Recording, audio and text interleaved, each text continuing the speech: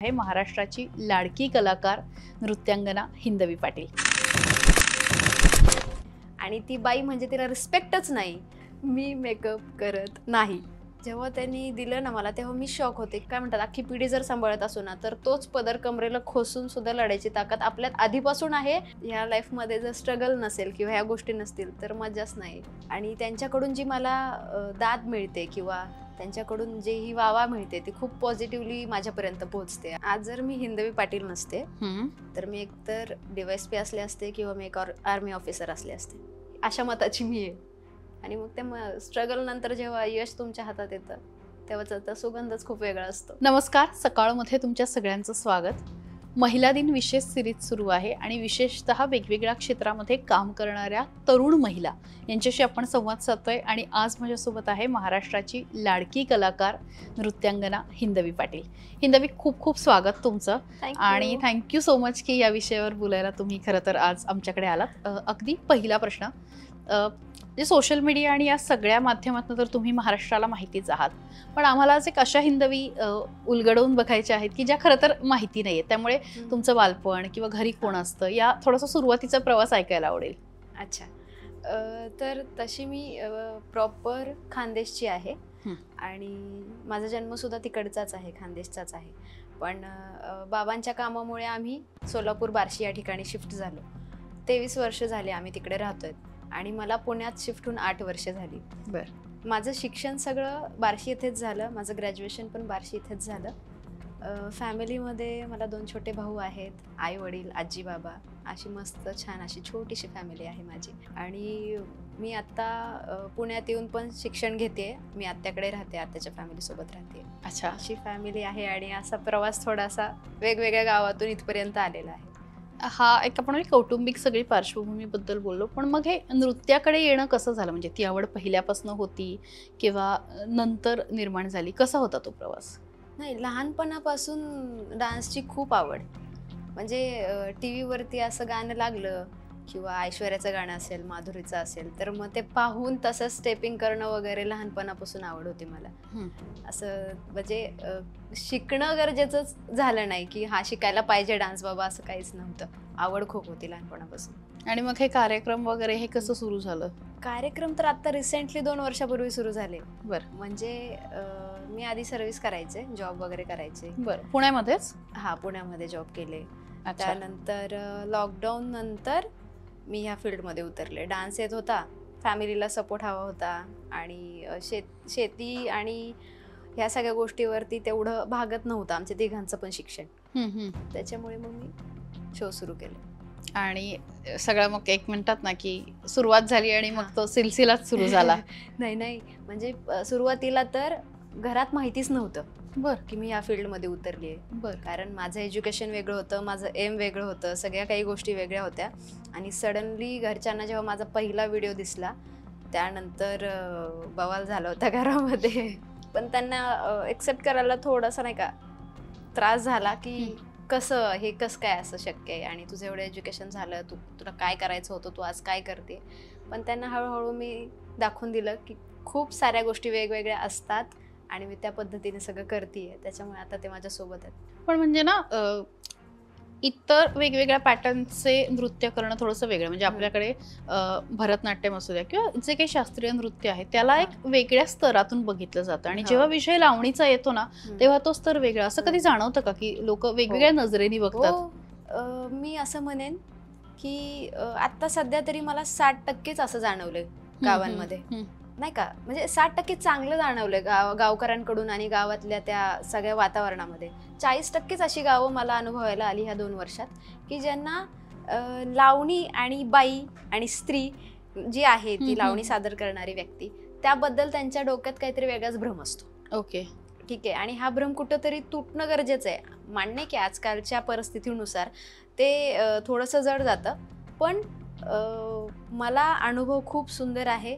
आणि त्यांच्याकडून जी मला दाद मिळते किंवा त्यांच्याकडून जे ही वावा मिळते ती खूप पॉझिटिव्हली माझ्यापर्यंत पोहोचते. आणि इतका आदर सत्कार आणि त्यांचं समोर आल्याबरोबर ताई म्हणणं मी त्यातच खुश असते.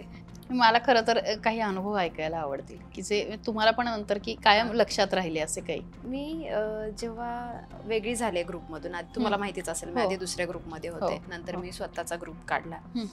मग सुरुवातीला असं टेन्शन आलं होतं की कसं होणार, हं. पब्लिक एक्सेप्ट करेल का मला किंवा माझ्या डान्स फॉर्मला. कारण फक्त लावणी घेऊन ग्रुप तयार करणं हे खूप कठीण होतं त्या ट्रेंडनुसार, बरोबर. जो आता ट्रेंड चालू आहे. पण ठरवलं होतं तर करायचंच आहे. जेव्हा आणि मग पहिला मुली show केला- मिळाल्या का म्हणजे? हो. विषय असा होता की आधीच ज्या ग्रुपमध्ये होते त्या ग्रुपमधल्या बऱ्याच मुली कनेक्शनमध्ये अशा होत्या आणि अच्छा. कनेक्टिव्ह होत्या आणि खूप चांगली फ्रेंडशिप झालेली होती. पण कधी कधी असं व्हायचं की मुली चेंज होत राहायच्या. माझ्या मुली सोडून गेलेल्या होत्या त्याच माझ्याकडे आल्या. बर. म्हणजे ते म्हणत होते की आता तुझं ग्रुप काढतेस तर आम्हाला घे, किंवा मी त्यांना कॉन्टॅक्ट केला की आपण असं असं करतोय तर तुमचे काय विचार आहेत, करायला हवं का. तर सगळ्यांनी असं एकत्र येऊन हा ग्रुप बनवला होता आणि बनवला आहे आणि तो खूप छान पद्धतीने चाललाय. मी पहिला शो पारनेर या ठिकाणी केला होता नवरात्रीचा. आणि म्हणजे इतका काय सांगता येत नाही असा रिस्पॉन्स समोरच्या सगळ्या प्रेक्षकांकडून भेटला, मला स्त्रियांकडून भेटला. आणि मी ज्या पद्धतीने त्यांच्यासमोर सादरीकरण करते ते अख्ख्या महाराष्ट्राला आवडतं आणि मी त्या गोष्टी बाबतीत खूप खुश आहे की ते मला तसं पाहायला पसंत करतात. मला ना परत त्याच मुद्द्याकडे यायचं होतं की आता ना बऱ्याच ठिकाणी म्हणजे लावणीच्या कार्यक्रमाचा किंवा सादरीकरणाचा ऑर्केस्ट्रा झाल्यासारखं वाटतं की त्याच्यामध्ये इतर भाषांमधली गाणी येतात आणि म्हणजे कपड्यांवरती असू द्या किंवा दागिने असू द्या, ह्या ज्या गोष्टी आहेत ह्या आता मराठमोळे आणि त्या जुन्या पद्धतीच्या राहिल्याने तुमच्या शोमध्ये तुम्ही ते जपण्याचा प्रयत्न केलेला आहे. पण त्याकडे कसं बघता, कारण कुठेतरी फॉर्म हरवत चालल्यासारखं वाटतं का? आता ह्या गोष्टी डिपेंड. जर त्या गावकऱ्यांना आधीपासून जर तमाशा आणि तंबू लावायची जर सवय असेल त्यांच्या गावामध्ये यात्रे जत्रेला किंवा कुठल्याही कार्यक्रमानिमित्त, तर तेच बोलवतात. बरं. जेही आपले मोठे मोठे कलावंत असतील किंवा लावणी सम्राज्ञी वगैरे असतील त्यांना ते बोलवतात. तर तो प्रॉपर तमाशा किंवा तंबूच होतो त्या गावांमध्ये. पण आत्ताच्या ट्रेंडनुसार जे यंग पिढी आहे त्यांना सगळ्या मिक्स गोष्टी आवडतात. म्हणजे त्यांना लावणी हवी, मराठी लोकगीतही हवे आहेत आणि हिंदी गाणी पण तितकेच हवे आहेत. तर आणि हे म्हणतात ना, डिमांड जशी असते तसं आपल्याला देणं गरजेचं असतं आणि त्या पद्धतीने मी पण द्यायचा प्रयत्न करते. पण ग्रुपमध्ये एक गोष्ट आहे की ड्रेसिंग आणि दुसरी गोष्ट म्हणजे की प्रत्येक डान्स फॉर्म दिसला पाहिजे. म्हणजे जसं मी आता गण घेते, गवळण घेते, बैठकीची लावणी घेते, त्यानंतर शेतकरी गीत होतं, गोंधळ होतो, त्यानंतर परत वेगवेगळ्या थीम बसवते मी. नवरात्री स्पेशल असेल तर मी जसं गेल्या नवरात्रीला मी ते कोलकात्याचं ते झालं होतं रेप सीन झाला होता डॉक्टरांवरती, त्या लेडी डॉक्टरांवरती, तो मी बसवला होता. तर ह्यातून आपण काही ना काही संदेश द्यायचा प्रयत्न करतो डान्स फॉर्ममधून की शेतकऱ्यांबाबतीतल्या पण गोष्टी आपण सांगायचा प्रयत्न करतो. आत्ता समाजात काय चाललंय त्या गोष्टी आपण डान्स फॉर्ममधून दाखवून द्यायचा प्रयत्न करतो. आणि ग्रुप पण तेवढाच सपोर्टिव्ह आहे. ते नवीन नवीन आयडिया मला सुचवत राहतात. हिंदू आपण असं करू तसं करू, ते मागे लागतात माझ्या. करायचं वेगळं करायचं, ट्रेंडनुसार करायचं, जुन्या गोष्टी जपून पण करायच्या, भारीच करायचं, असं काहीतरी. आपला थोडासा मागचा प्रश्न राहिला की तुम्ही म्हणालात की प्रत्येक गावामध्ये छान अनुभव आले. तुमच्या मनाला एखादा लक्षात राहिल्यासारखा काही एखादा अनुभव स्पेशल आहे ना? म्हणजे असं मला डायरेक्ट नाही सांगता येणार, पण गावातल्या लोकांची मानसिकता अशी असते ना की नाही माहिती की कुठल्या गोष्टींचा त्यांच्या डोक्यावरती कसा प्रभाव पडलेला आहे. ठीक आहे, तर स्टेजवरती परफॉर्म करणारी मुलगी ही नाचणारी बाई, आणि ती बाई म्हणजे तिला रिस्पेक्टच नाही, अशा पद्धतीची त्यांची मानसिकता आहे. खरंच आहे. म्हणजे सांगायचंच गेलं तर माझ्याच जवळचे फॅमिली मेंबर्स ज्यांना मी मानायचे ते सुद्धा समोरून माझ्याशी गोड असायचे आणि मागून आत्ता सुद्धा ते म्हणतात की तमाशावाली. ठीक आहे, बरोबर. तर ह्या सगळ्या गोष्टी खूप वेगळ्या आहेत. तमाशा वेगळा आहे, ऑर्केस्ट्रा वेगळा आहे, तंबू वेगळा आहे आणि त्या पद्धतीनं ते सादरीकरण आहे. ठीक आहे, पण जर कला सादर करणं ही चुकीची गोष्ट आहे आणि त्यातून जर खूप जणांचं घर चालत असेल तर ह्यामध्ये मला वाईट नाही वाटत काही. ह्यात चुकीचं काहीच नाहीये. जर समोरची व्यक्ती मी जर वाईट असले असते किंवा मी वाईट प्रकारचं किंवा चुकीच्या पद्धतीचं म्हणेन मी काही करत असेल तर ठीक आहे, पण नाही, लोकांची मानसिकता बदलणं हे आपल्या हातात नाही. तुम्ही चांगलं जरी केलं तरी ते म्हणणार तुम्ही देखावा करताय, आणि तुम्ही वाईट जरी केलं तर ते म्हणतात ती तशीच आहे. त्यामुळे असे बरेच अनुभव मी भेटले खरं मला. त्याच्याकडेच येणार होते की तुम्ही जे म्हणालात की चांगलं केलं तरी देखावा वाटतो आणि हो. वाईट केलं तर म्हणतात तशीच आहे.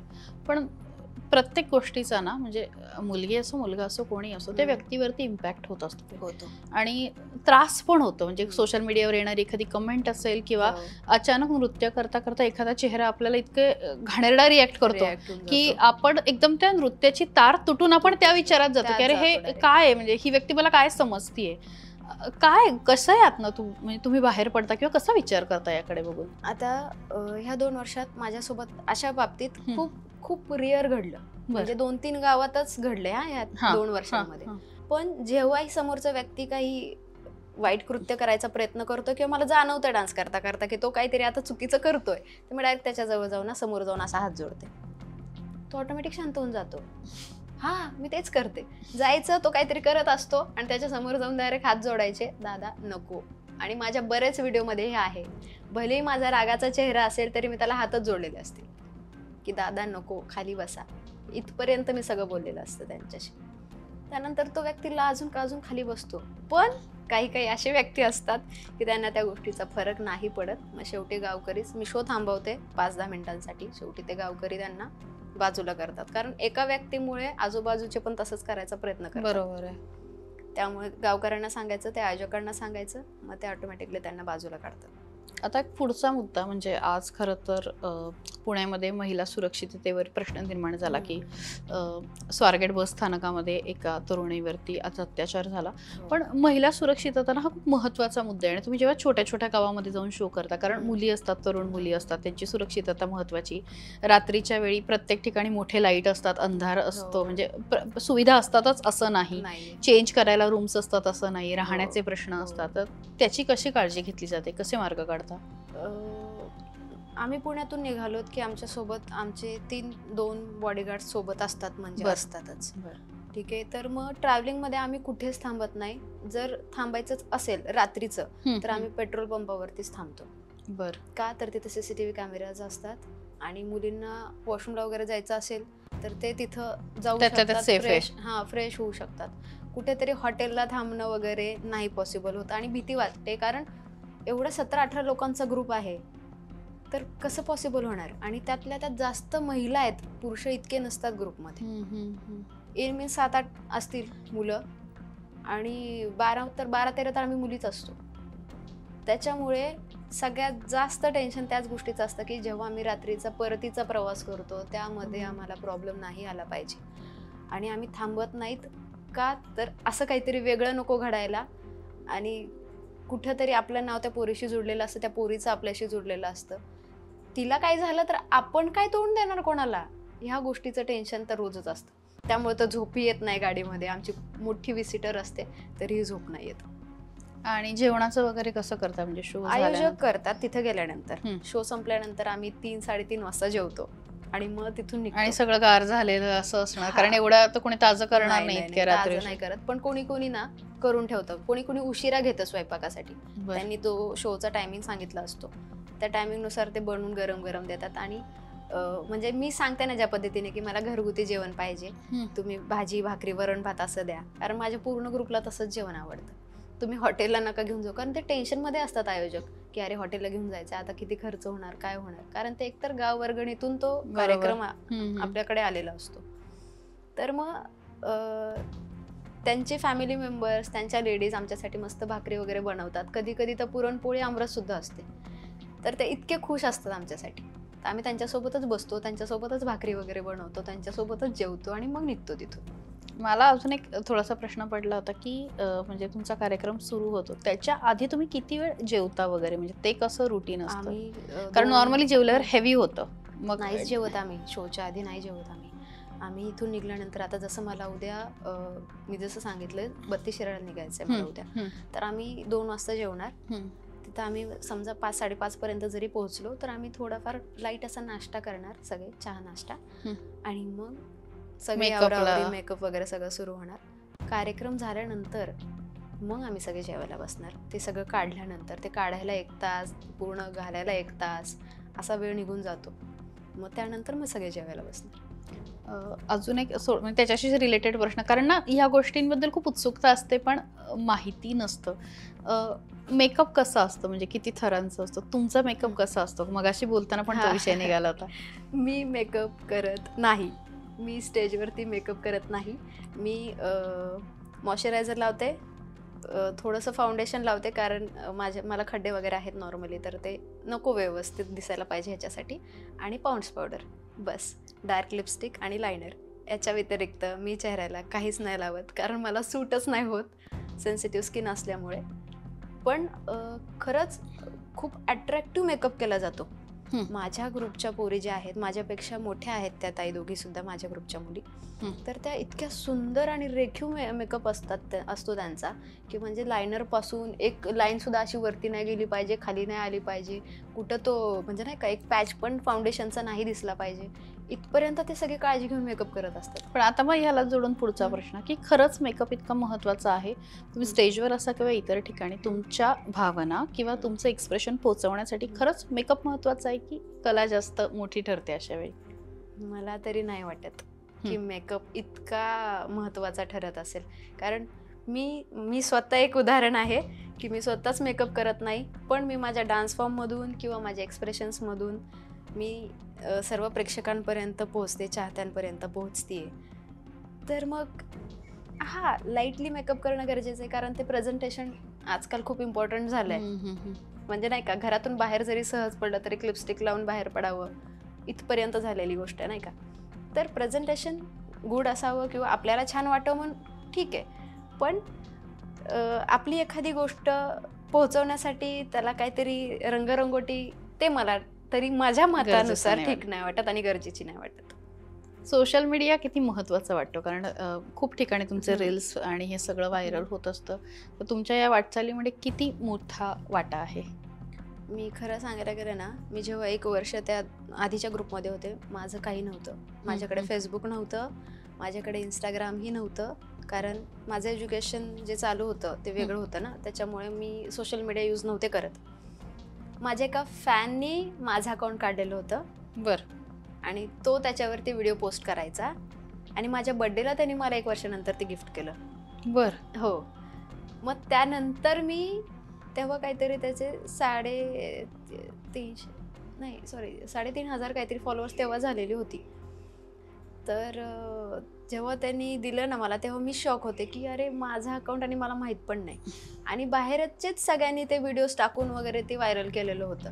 मला बऱ्याच वेळा बोललं जाते की रील स्टार हिंदवी पाटील. तर मी स्पष्ट सांगते, मी रील स्टार नाही आहे. मी रीलवरून म्हणजे लोकांपर्यंत पोहोचलेलं नाही, मी स्टेजवरून लोकांपर्यंत पोहोचले. मान्य आहे की मी रील्स काढते किंवा मी रील पोस्ट करते, ठीक आहे, बट रील स्टार असणं ही एक गोष्ट वेगळी आहे आणि स्टेजवरचा कलाकार ही एक गोष्ट वेगळी आहे. ते मला निश्चितच तुमचं पटतं, आणि तुम्ही म्हणालात तसं की पहिल्यांदा तुम्ही स्टेजवरनं पोचलात ना, आणि त्यानंतर या सगळ्या गोष्टी झाल्या. हे सगळं एका बाजूला सुरू असताना BEd पण सुरू आहे, शिक्षण पण सुरू आहे, बघा ग्रुप एस्टॅब्लिश आहे, आणि सगळं व्यवस्थित सुरू आहे. म्हणजे मला असं वाटतं की आर्थिक बाबतीत तुम्ही सेटल झाल्यात, आणि हे सगळं असताना मग काय गरज वाटली BEd करण्याची आणि वेगळ्या क्षेत्रामध्ये काम करण्याची? आज जर मी हिंदवी पाटील नसते तर मी एकतर DYSP असले असते किंवा मी एक आर्मी ऑफिसर असले असते. मी 2011 साली RDC परेड झालेली मुलगी आहे.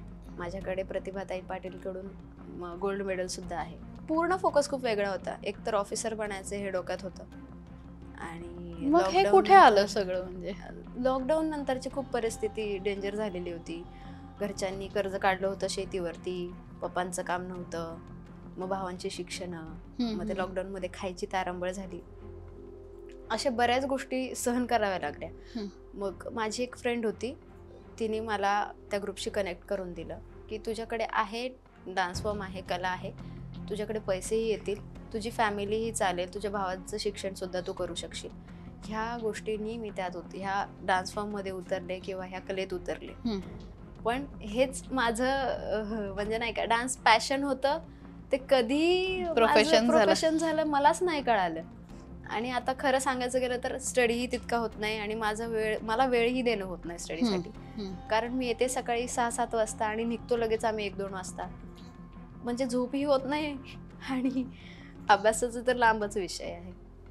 झोप होत नाही त्याच्यावरनं आठवलं की आपल्याला ना म्हणजे फिजिकली पण फिट राहणं तेवढं महत्वाचं असतं, मेंटली पण. मग त्यासाठी काय करता, म्हणजे योगा करता किंवा काही स्वतःला त्या पद्धतीने ग्रूम करण्यासाठी आणि कन्सिस्टंटली फिट ठेवण्यासाठी काय करता? मी वर्कआउट करते रोज सकाळी, कारण ती लहानपणापासून सवय लागली होती. कारण मी एक नॅशनल प्लेअर आहे. सो कुठला खेळ खेळायचा? मी थ्रोबॉल आणि टेबल टेनिस खेळायचे. बरं. हो, तर त्याच्यामुळे ती अंगवळणी पडलेली गोष्ट आहे माझ्या. आणि किती वेळ वर्कआउट करता रोज? म्हणजे मला फक्त 1च तास भेटतो स्वतःसाठी सकाळी. मग घरातली कामं आवरून मला इव्हेंटसाठी निघायचं असतं, त्याच्यामुळे मी स्वतःसाठी फक्त दिवसाचे 1 तास देऊ शकते.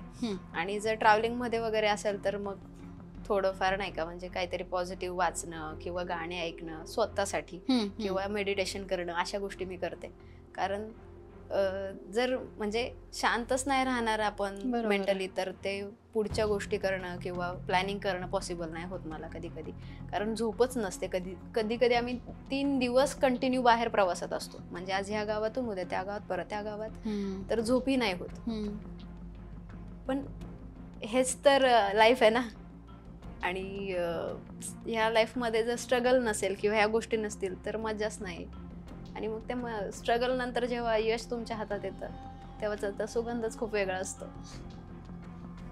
आज एवढ्या मुली म्हणजे त्यांच्याही आर्थिकदृष्ट्या त्यांनाही सेटल करणं आणि एखादा ग्रुप स्वतः चालवणं किती जबाबदारीचं आहे? खूप खूप. जर मी शो नाही घेतला तर माझ्या मागची 16-17 लोक घरात बसतात. त्याच्यामुळे मी कंटिन्यू शो घेणं किंवा सीझन असतात, सीझननुसार शो घेणं, ते पूर्ण तेवढे दिवस शो बसवणं हे खूप इम्पॉर्टंट ठरतं. मी आधी पण बोलले होते. पण असं असतं ना की कधी कधी आपल्याला इच्छा नसते, तब्येत बरी नसते, पण मग ते कसं, म्हणजे ते कसं करायचं? आता तुम्ही तब्येतीवरून बोलतायत म्हणून सांगते. परवा दिवशी माझा परभणीत कार्यक्रम होता. मी सलाईन घेऊन रात्री बसमध्ये 12:30 वाजता बसले. मी 3 सलाईन घेतल्या. माझ्या व्हाईट प्लेट्स कमी झालेल्या होत्या, थकवा पण आला असणार, थकवा पूर्ण, ताप माझा पूर्ण अंगभर, मी फणफणलेली. आणि मी 12:30 वाजता बसमध्ये रात्री बसले. आम्ही सकाळी तिथे 8 वाजता पोहोचलो. म्हणजे मी लिटरली 3-4 दिवस सलाईन घेत होते आणि इव्हेंट करत होते, सलाईन घेत होते, इव्हेंट करत होते. मला म्हणजे आता 2 दिवस झालं मला ठीक वाटतंय. तर अशा गोष्टी होतात, घडतात. ॲग्रीमेंट झालेले असतं, आयोजकांनी सगळ्याकडे सांगितलेलं असतं की आपल्या गावात हिंदवी पाटील येते आणि सगळा तो गाजावाजा झालेला असतो, सगळे आतुरतेने वाट बघत असतात. त्यांची इच्छा मोडणं किंवा प्रेक्षकांना नाराज करणं ही गोष्ट खूप अवघड जाते. एकदा नाव खराब झालं की ती गोष्ट पसरायला वेळच नाही लागत. खरं, आणि सोशल मीडियाच्या जमान्यात तर नाहीच नाही. त्याच्यामुळे मी होईल तेवढा प्रयत्न करते की मी 100% देईल आणि त्या पद्धतीने चालतं. आणि खूप मोठी गोष्ट आहे खरं तर ही. पण आपण बोलत होतो मगाशी तसं सुद्धा काही वेळा कॉम्प्लिमेंट्स पण खूप छान येतात. अशी लाईव्ह आलेली एखादी कॉम्प्लिमेंट आठवते की जी खूप भारी होती? खूप येतात अशा, पण सगळ्यात बेस्ट कुठली होती माहिती का, की म्हणजे खरं तर नाही बोलायला पाहिजे ते, म्हणजे ते पण एक सर डान्सरच आहेत. आणि मी म्हणजे एका व्हिडिओला त्यांची कमेंट आहे, मी लागलं तर तुमच्याशी शेअर पण करेल, की ते म्हणले की तुझ्या नृत्यातून नटराजांचा सुगंध दरवळतो आणि तो असाच कायम राहो ही महादेवचरणी प्रार्थना. ती माझ्या कायम डोक्यात आहे. त्यानंतर मला महाराष्ट्राची साई पल्लवी म्हणलं जातं. हो, तर ती एक कमेंट मला खूप आवडते, कारण मला स्वतःला साई पल्लवी खूप आवडते. तर छान वाटतं. आणि प्रत्येकजण अशी वेगवेगळ्या पद्धतीने म्हणजे प्रोत्साहन देत असतं आणि कमेंट करत असताना, त्यामुळे आणखीन काहीतरी नवीन करायचं आहे, छान करायचं आहे, हे कंटिन्यू विचार करत असते मी, की आता सीझन सुरू होते, मग काय प्रॅक्टिस करायची, मग काय गाणं बसवायचं, मग वेगळं काय आपण देऊ शकतो, असं चालू असतं. आपण म्हणजे महिला दिनानिमित्त बोलतोय, त्यामुळे मी खरं तर हा प्रश्न शेवटी घेते. पण महिला म्हणून ना आपल्याकडे एक वेगळी पॉवर असते. आपल्याला समोरचा माणूस कुठल्या नजरेने बघतोय, किंवा एखाद्यानी हस्तांदोलन करताना पण जो स्पर्श केला त्याचे पण प्रकार असतात आणि तेही आपल्याला कळतात. तुला असं वाटतं की महिला म्हणून आपल्यामध्ये ही जी ताकद आहे त्याचा खूप उपयोग होतो? हो, नक्कीच होतो. समोरचा व्यक्ती कुठल्या नजरेने बघतोय ना, त्याची नजर जरी हल्ली ना, तर आपल्याकडे ती ताकद आहे की त्याच्या डोक्यात काय चाललंय हे बघायची. आणि खरंच आहे, ही आपली देवी शक्ती आहे आपल्याकडे. आणि स्पर्श तर आमचीच गोष्ट राहिली. न कळत पण कधी कधी असं होतं की नेहमीच आपण कोणाला भेटत असतो आणि आपण हँडशेक वगैरे करतो, तर तेव्हा सुद्धा ते आपल्याला गोष्ट कळून जाते. जेव्हाही असं घडेल ना, त्या समोरच्या फक्त डोळ्यात बघायचं, बाकी काही नाही करायचं. तो ऑटोमॅटिक ना तो म्हणेल की हा हिला कळले बरं का, तो शांत होऊन जातो आणि तो एक स्टेप मागे जातो.